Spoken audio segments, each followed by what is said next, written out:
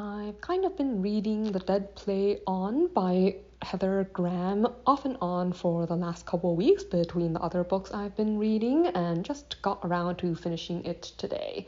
So this is technically a supernatural murder mystery, although I think it's a little unclear just how much supernatural stuff there actually is in the story.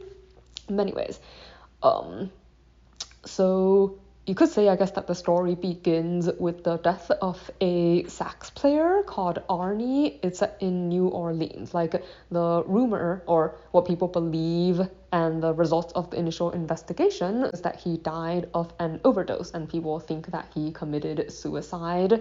But a lot of the people in his life that know him really well are not convinced of this, and everything really, I guess, gets started when his friend Tyler sees a vision when he's playing a sax that Arnie's parents gave him, like, from his original instrument collection. Like, he gets this vision of being Arnie and hearing the voice of the person who killed him, and he's convinced that he is seeing his friend's final moments, but he also knows that the police probably won't take him seriously if he tells them what he saw and like how things happened. So instead he takes this information to Danny and Quinn, like they're a pair of investigators who often handle unusual cases and things that involve items that people believe are cursed and or items that really are cursed. Like, it sounds like Danny runs a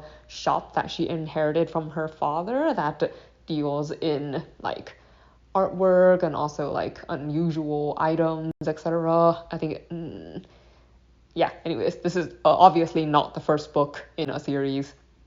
And Quinn is a former police officer, as well as a former football player. Like, it says something about him having died and come back to life, but it doesn't really explain that, so I'm not really clear on that whole situation. But anyways, they're working together, and this is not their first case. And it sounds like they've earned kind of a reputation for it.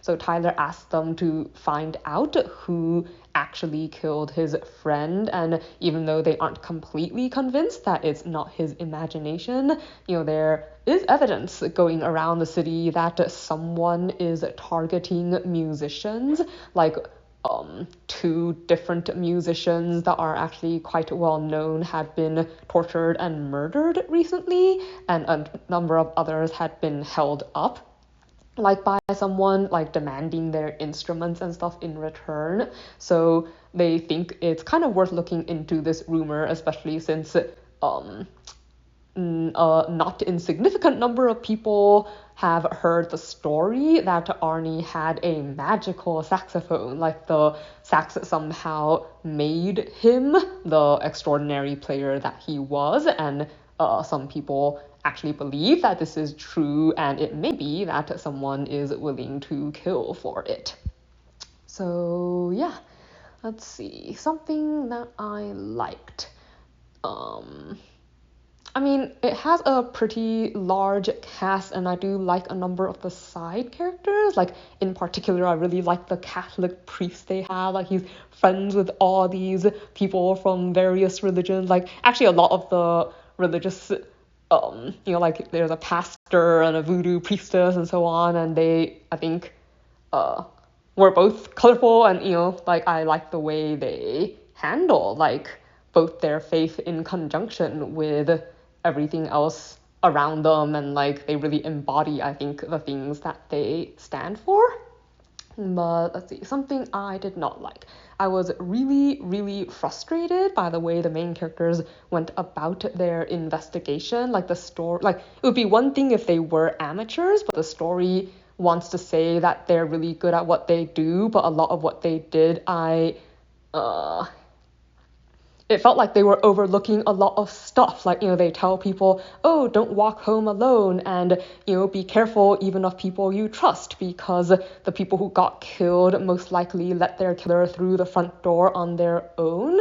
But then you have people, walking each other home in pairs, and, what if one of those people in the pair is the killer? Like, I don't really I don't, there isn't really a match up between what they say you should be careful of and the actions that people actually take. And it often felt like, well, I don't know, it was so obvious to me who the killer was pretty much from the moment he was introduced that it was very frustrating seeing them miss it. Like, they talk about how you need to suspect everyone, but then don't genuinely suspect everyone and don't genuinely take, I think, the kind of precautions that it seems to me they ought to take.